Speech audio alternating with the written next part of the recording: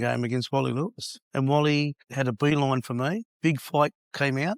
I ran to the scrum. Wally ran at me. He punched the shit out of me. Wally, still, them days, was one of the best fighters in the game. I'm Jackson, and this is AFL Legends. He destroyed me. Those 3 words from Terry Lamb tell you everything about rugby league in the late 1980s and early 1990s. 7 men made it their mission to break him week after week, year after year. Picture this, 1994 Grand Final, Canterbury versus Canberra. Already the message is sent. Take out the playmaker and you take out the team. Why was Terry Lamb such a target? And how did these 7 guys try to break him? It was not just anger, it was a plan. Coaches understood that if you could tire out the 5'8", mess with his timing, make him look for the man instead of the ball, you could shut down an entire attack. Lamb played 350 first-grade games and scored 164 tries. That kind of durability did not come easy in an era where late hits, swinging arms, forearms to the face, and ruck facials were all part of the game. If you are into these old school stories, tap the hype feature and give this video some hype, because this one gets wild fast. Lamb was not just any playmaker, he was the constant threat. His ability to back up, to appear in the right place at the right time, made him dangerous for the full 80 minutes. In that era, the rules around finishing a tackle were loose. Referees let things go unless someone got seriously hurt. Teams knew the only way to stop Lamb was to wear him down physically. Hit him late after he kicked. Grind an elbow into his face in the ruck. Swing an arm high when he tried to pass. Make every tackle hurt so that by the final 20 minutes, he would be slower, less accurate, easier to contain. That was the strategy, and 7 players became masters at executing it. Number 7, Paul Sirenen, the steamroller with a vendetta. Sirenen was massive, around 110 kilograms of pure power, playing back row for the Balmain Tigers. His coach, Warren Ryan, had a simple instruction: run over Terry Lamb, target his defensive channel, make him regret every tackle attempt. Sironen did not just tackle Lamb, he delivered reminders, late hits after the ball was gone, crushing shoulder charges designed to leave a mark. But the real fuel for this aggression came from one moment. The 1988 Grand Final. Lamb tackled Balmain star English import Ellery Hanley early in the match. Hanley went down hard, suffering a severe concussion that took him out of the game. The Tigers lost that grand final, and Balmain fans never forgot. They blamed Lamb for removing their best player. From that day forward, every time Sirenen lined up against Lamb, it was personal. It was not just about winning the tackle. It was about getting square. The Tigers coaching staff, including Warren Ryan, saw that hit as deliberate. They viewed it as a calculated move to decapitate their attack. So when Sironen got his chances in later seasons, he made sure Lamb felt it. The late hits got heavier.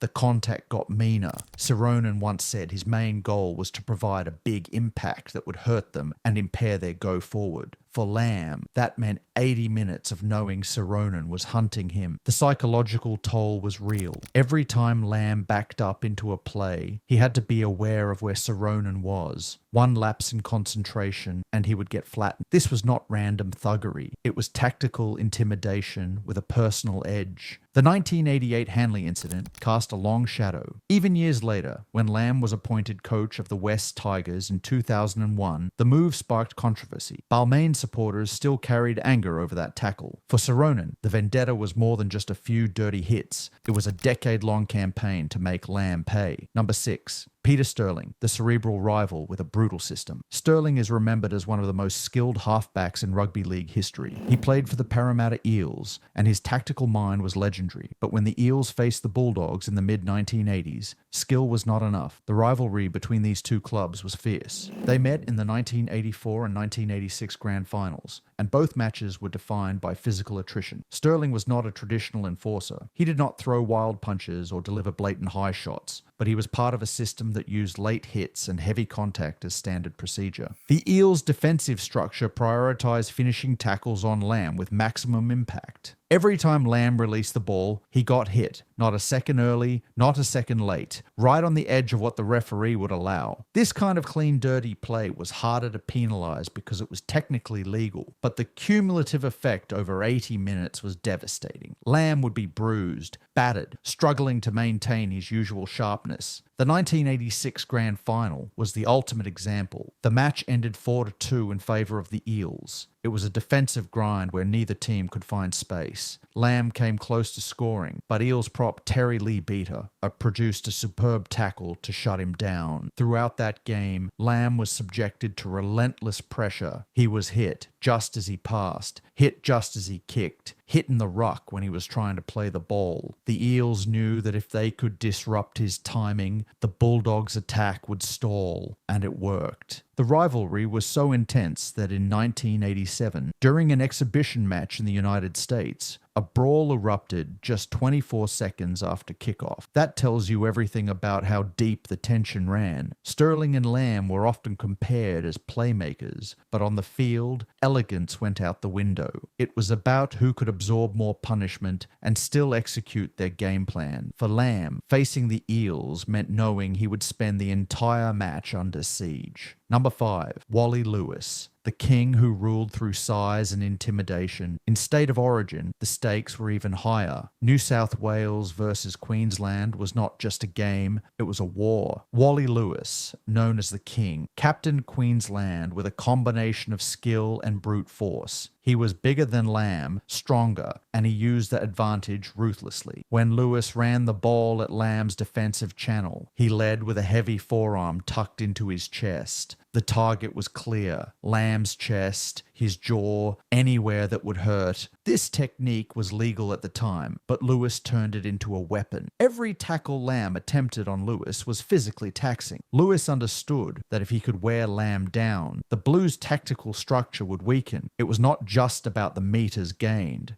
it was about the psychological impact. The longer Lamb stayed down, the slower the Blues could play. Lewis was a master at combining skill with enforcer-level physicality. For Lamb, Origin meant facing the King at his most aggressive. It meant 80 minutes of being bullied by a player who had the size, the status, and the willingness to cross the line if it meant securing a win for Queensland. Number 4, Mario Fenech, the explosive antagonist who played like a wild animal. Fenech earned the nickname the Falcon, but his playing style was better described as pig dog fighting a larger, stronger pig dog. He played for South Sydney, and his battles with the Bulldogs were legendary for their chaos. If Lamb lost his temper and retaliated, he would get penalised or sent to the sin bin. Fenech was a master at this mind game. The 1986 Battle of Belmore is the perfect example of Fenech's volatility. In one match against the Bulldogs, he was sin binned twice in the first half. The first binning came after a wild brawl where Fenech ripped his jersey off to fight Billy Johnstone bare-chested. But his aggression was not just random violence. It was directed at disrupting the Bulldogs' structure, and Lamb was the primary target. The psychological pressure was intense. Lamb had to stay calm while Fenech did everything possible to provoke him. This clash between clinical professionalism and raw tribal emotion defined the South's versus Bulldogs rivalry. Despite the physical toll, Lamb's ability to maintain focus during these spiteful brawling matches was a key reason for the Bulldogs' dominance. But it came at a cost. Every encounter with Fenech left Lamb bruised and battered, knowing that the next week might bring another explosion of aggression. Number 3, Les Davidson, the enforcer with the swinging arm. Davidson played for South Sydney and later Cronulla, and he was known as one of the most intimidating players in the game. His job was simple: find Terry Lamb and shut him down through sheer physical force. Davidson's preferred weapon was the high swinging arm. When Lamb was on the field, Davidson's role was clear: be the primary deterrent, make every tackle count. The swinging arm was not just a tackle, it was a message. It said, if you come through here again, you will pay. Davidson's follow-through often extended to the neck region, inducing fatigue and spatial disorientation. The ruck speed slowed down intentionally through roughing up, which delayed delivery to the Bulldogs' backline. This defensive impact analysis shows the sophistication of Davidson's approach. It was not random violence, it was calculated disruption designed to reduce Lamb's effectiveness as the game progressed. For Lamb, playing against Davidson meant constant vigilance. One misstep and he would take a swinging arm to the head. The threat of concussion and facial injury was always present, forcing Lamb to adjust his game plan and pass earlier to avoid the Davidson hit.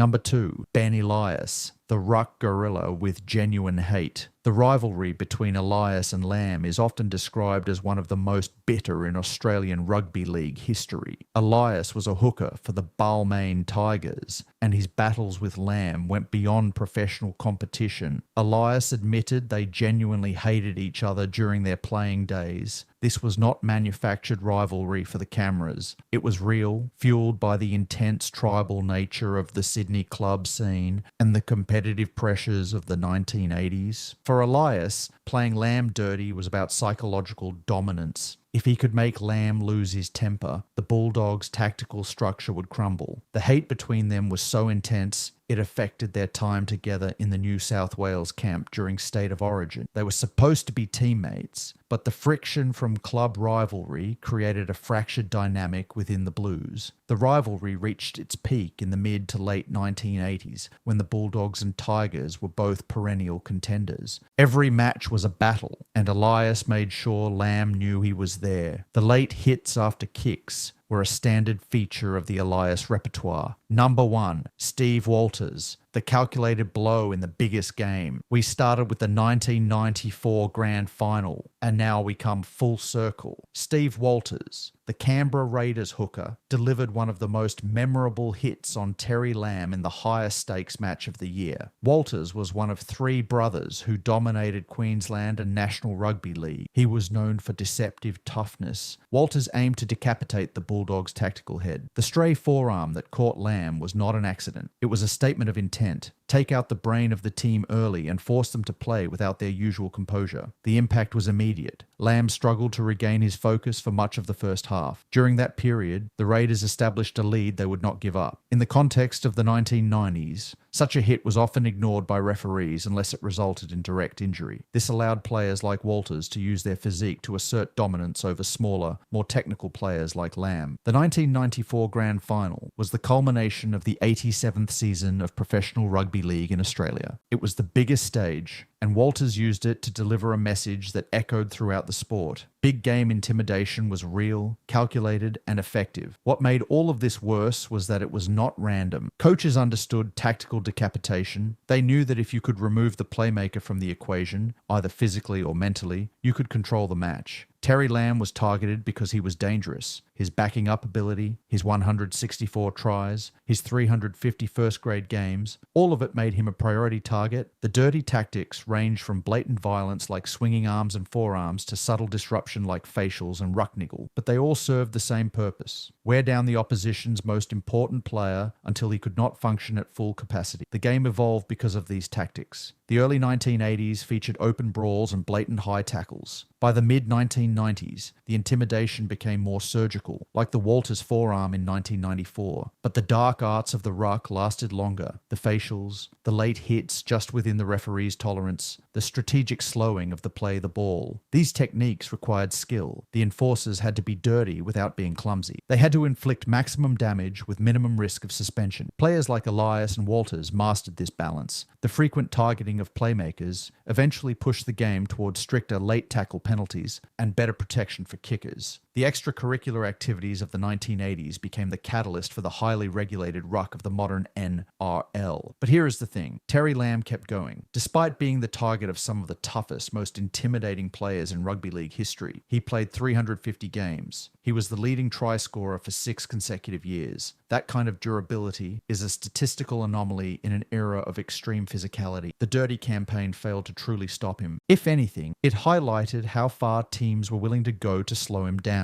Lamb's ability to back up in the final minutes of a game, even after 80 minutes of punishment from Sironen, Davidson, Fanesh, Elias, Lewis, Sterling, and Walters, is what made him a legend. It also exposed the lengths teams would go to in pursuit of victory. The architecture of attrition built by his rivals only served to cement Lamb's status as one of the most resilient figures in the sport. So which of these 7 was the worst? Was it Elias with his genuine hate and ruck guerrilla tactics? Was it Saronen with his vendetta-fueled steamrolling? Was it Lewis using his size and status to bully Lamb in Origin? Or was it Walters delivering that calculated blow on the biggest stage? Drop a comment and let us know what you remember about this era. If you enjoyed this deep dive into old school rugby league, hit that like button, subscribe to the channel, and check out more Field Icon stories. Thanks for watching.